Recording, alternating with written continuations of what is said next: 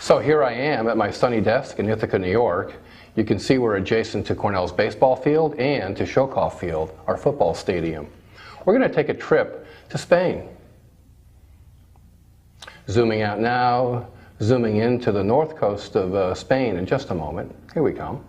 Going past Barcelona for a moment, and we're going to go to the beautiful city of Blanes, which is along the Mediterranean coast. Notice the beautiful harbor with already some hotels shown in Google Earth, but notice that around the city there's some undeveloped sites for hotel development. That's our imaginary Spanish Playa Hotel. After rejecting the property 4 years ago, Property Development Corporation is ready to reconsider. Our protagonist, Morgan Avnadi, has brought the project back for reconsideration to see if it is consistent with the firm's goals. Let's take a closer look from the perspective of the numbers.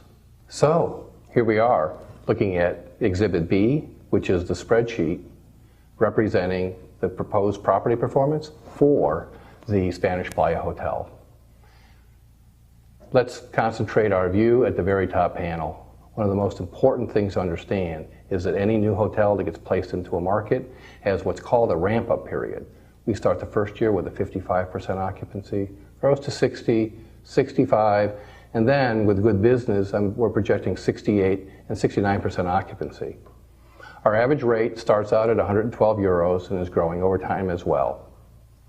Those are our primary revenue drivers. The quantity of rooms sold is represented by occupancy, and the price, which is represented by the average rate. Our revenues are shown below. 2.8 million of rooms revenue for the first year, roughly 950,000 of food revenue, roughly 488,000 of beverage revenue, 210 telecommunication and internet revenues, and then a small amount, 100,000 euro of rentals and other income, for a total $4.5 million of revenue in the first year. I promise you I won't be reading every number on this slide. Big picture is the hotel has a income before fixed charges, otherwise known in the industry as gross operating profit, about 1.6 million on a $4.5 million revenue base, which is a 36.5% margin. Going lower in the income statement, we see that our net operating income, which is the cash flow from the business, is roughly 1.64 million euro, or 25.4% of revenues. Here are a couple of things to focus on as you review the spreadsheet.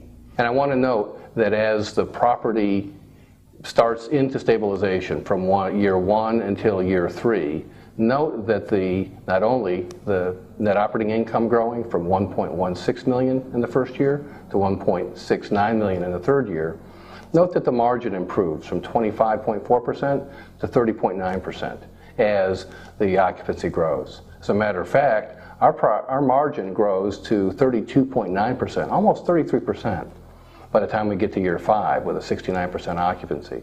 This is one of the defining characteristics of a lodging operation, which has a high level of fixed costs and a fairly low level of variable costs.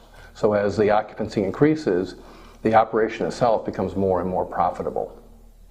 So here we are looking at the actual Spanish Playa Hotel spreadsheet. There are 3 tabs on this spreadsheet: an assumptions tab, a cash flow tab, and a valuation tab. What we're going to do is walk through all 3 to see how the spreadsheet's set up, and then how the owner would do the evaluation based on those numbers. So here we have a short description of the hotel itself. It talks about the 125-room Spanish Playa Hotel, mid-market beach hotel to be built on the Spanish coast.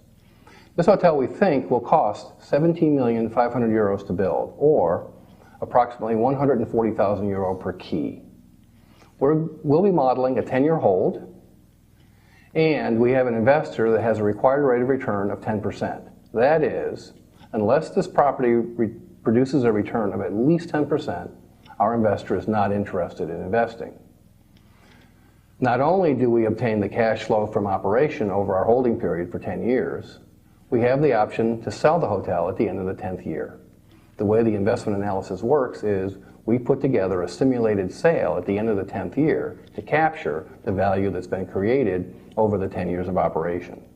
We think we'll sell the hotel for 12.5 times the net operating income, or NOI, and there will be approximately a 2% selling expenses associated with this sale. So that's our initial assumptions. Now let's take a look at our operating cash flows. A little bit smaller resolution here to get everything on the full screen. I have year 1 through year 11. What I've done here is replicate our occupancy and average daily rate from the Exhibit B spreadsheet. Note we have $4.5 million of revenue in the first year and 1.16 million euro of net operating income in the first year. Note again that our occupancy grows from 55% in the first year to 69% in year 5. But here I'm modeling a cycle. Our occupancy turns down in year 6, 7, 8, we're as low as 61%, and then we rise again with a cycle to 63% in year 9, and then 65% in year 10 and 11. Our cash flows, 1.16 in the first year, grow to approximately 2.0 million, or 2 million euro, plus by the end of the holding period. You can see we put in some metrics about percentage changes of revenue and percentage change of cash flow in the first few years.